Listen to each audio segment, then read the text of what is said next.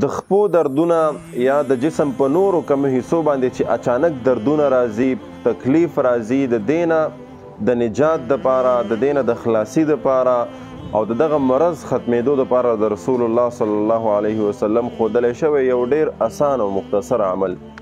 ډیر خلک داسې وي اکثر رابطه کوي چې یاره چې زمونږ په دې خیخ په باندې اچانک درد راځي، کله وایي په ګسخ په باندې راځي، کله په لاس باندې، کله د جسم په نورو حصو باندې. د دغه قسمه تکالیف او مرضونو نه چې نن سبا ډېر زیات شوي دي، د دې نه د خلاصۍ دپاره به انشاءالله په دې نننۍ ویډیو کې یو اسان عمل د تاسو درښایم او دا عمل د رسول الله صلی الله علیه وسلم عمل دی.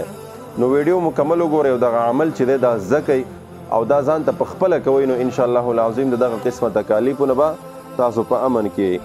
عمل څه داسې دی چې وایي یو ورځ رسول الله صلی الله علیه وسلم یو جماعت تیار کو د یمن طرف ته، د هغې تشکیل وشو چې تاسو به یمن طرف ته ځئ. نو څو ورځې پس رسول الله صلی الله علیه وسلم د دغه جماعت یو کس چې دی دا ولیدلو او ورته یې وفرمایل چې ای پلانکیه ما خو ستاسو جماعت تیار کړی او د یمن طرف ته د تلو دپاره، تاسو لا تللی نه یې ولې؟ نو هغه سړي ورته وویلې، هغه صحابي ورته وویلې چې یا رسول الله صلی الله علیه وسلم تاسو خو زمونږ تشکیل تیار کړی او مونږ روانو، خو اچانک تاسو چې زمونږ د جماعت کم امیر ټاکلی و د هغه امیر په خپه باندې درد راغو، د هغې درد او تکلیف د وجې نه مونږ ایثار شوي یو. نو رسول الله صلی الله علیه وسلم د دې په اورېدو سره خپله روان شو، د هغه امیر د هغه صحابي ملاقات له ورغلو، د هغه حال احوال چې معلوم کړل. نو د هغې نه بعد د دغه صحابي په خپه باندې یو دم چې دی دا واچولو او هغه دم هغه دا دی یوه دعا ده، ډېره اسانه ده، دا تاسو ځان سره نوټ کوئ. دعا دا ده بسم الله وبالله اعوذ بالله وقدرته من شر ما فيها. دا دعا ده، ډېره اسانه او مختصر دعا ده، دا ټول یاده کوئ.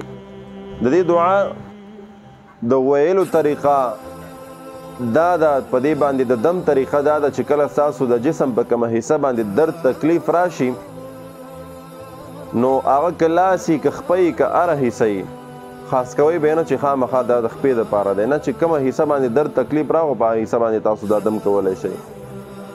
نو مخکې وروسته به د دې دعا نه یو کرت یا دوه کرته درې کرته چې څومره تاسو ویلی شئ درود پاک ووایئ. د هغې نه بعد به دا دعا اووه پیرې ووایئ یا 11 پیرې او بیا به په هغه ځي باندې چې دی دا دم کوي.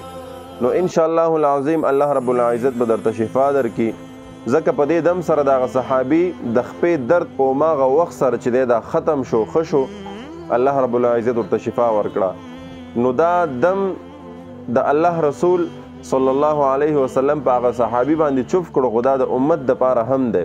مونږ او تاسو ته چې دا راورسېدو نو دا دې دپاره دی چې دا مونږ هم په خپل عمل کې راولو او د دغه قسمه تکالیفو نه دردونو نه مونږ د دې دم په ذریعې سره د الله په فضل سره به مونږ د هغې نه خلاصۍ چې دی دا حاصلو د هغې تکالیفو نه او د هغې مشکلاتو نه.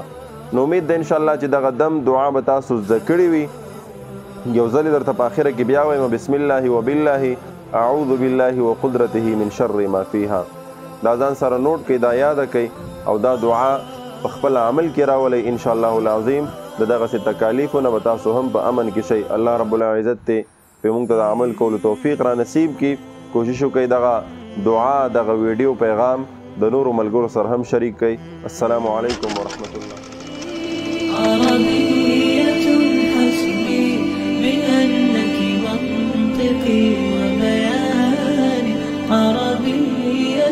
قلبي وروحي أحرفي